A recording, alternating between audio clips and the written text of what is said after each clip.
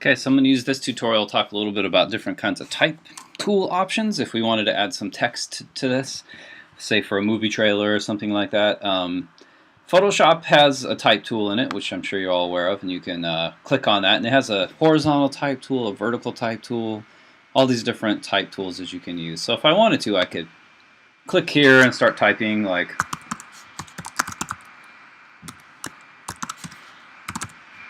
and there are all these obviously these different ways that I can adjust and change that. I can go in here and adjust the size of it by highlighting just like I would in Word or another word processing program, and then changing the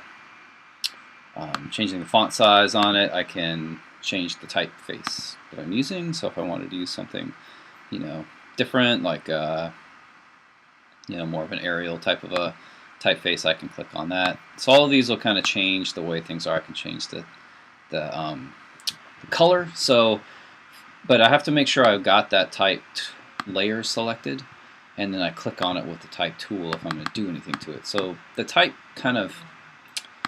possibilities in Photoshop are not quite as robust as in Illustrator. So if I'm going to try and make this, look really great, I'd have to try and find a better typeface. Probably,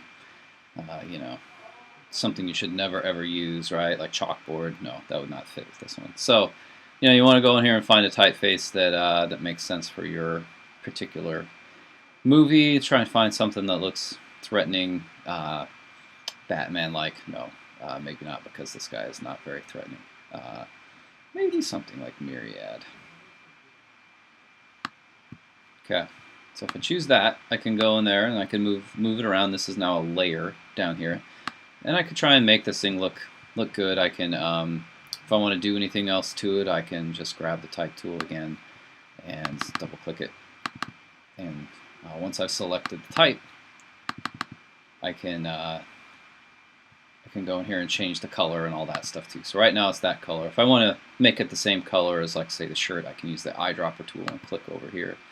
And that'll change the color of my typeface for me. So I kind of see how that's working out. So if I want to, I can also use like the vertical type tool, and that'll type text, on a vertical tool or on a path that goes this way. So these are some, there's other options obviously that you can do in this kind of in Photoshop. And so Photoshop's fine. It's basically, it gets you by, but Illustrator's really where you can do good things with type, where you can put type on a path and you can really change stuff around. So what I would probably suggest you do is you would switch from Photoshop to Illustrator and just go ahead and place your Photoshop file in here, just like our previous tutorial taught you how to do, where you place it in Illustrator, and that allows you to go back and edit the original file in Photoshop. If you want to, you can click here and go back and edit it, or you can just leave it as is if you like the way it looks. But the type tool is pretty amazing, and I would probably go ahead and make a new layer for the text. It's just a lot easier for me to keep track of things if I have a new layer that I put the text on. And if you click and hold the text tool here, you have all these different options. You have tons and tons of different sort of things that you can do with type. So I can go ahead and click out here and then type in, I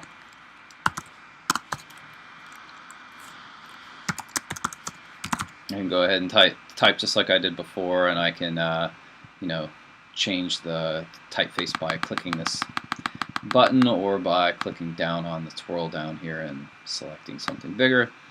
It's a lot more fun to work with type, I think, in Illustrator than it is in Photoshop. But the real beauty of Illustrator is that it allows you to put type onto different kinds of paths and stuff like that. So if let's just say I create a path of some sort. So I'm going to use the pencil tool here, and I'm just going to draw a path. And then I click that path with my type tool. You'll now see that the text follows that path, which is pretty great. And I can use the white arrow to adjust and change my anchors. And I can change that path around, and I can actually, really sort of get sophisticated in playing around with how the text kind of looks and what path it follows and all that kind of thing.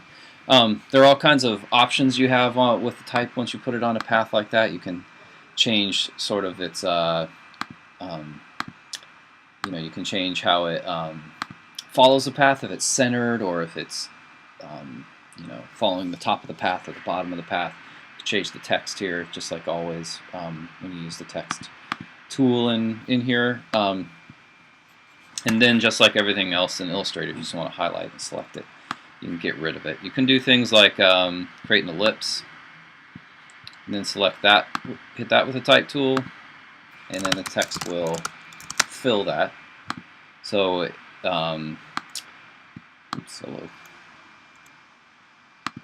So it'll fill the area. So that's one way to do one of these. Like if I wanted to just make a rectangle, but if I want it to follow the ellipse around, I'll have to make sure I get the right type on the path tool. Click on that, and then as I type my text, it should follow it around there. Might just be too. I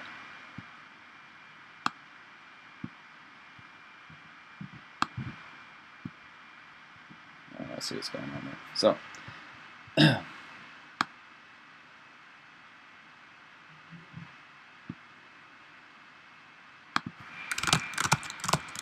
can kind of see how it follows the text around there, depending on which tool I have selected. So, you can do all kinds of great things. It's just much more editable if you want to make it editable. One other thing to know, though, is that you can, once you get your text set and once you get it to look the way you want, you may want to go in and go to Type and click on this thing that says Create Outlines. And what that does, instead of making it editable text, it creates vector shapes that are easily editable out of this. So this is a big group now. If I ungroup it, Command-Shift-G is ungroup, I can just select H. Move that around, and I can actually, then it just becomes a set of editable points that I can actually go in.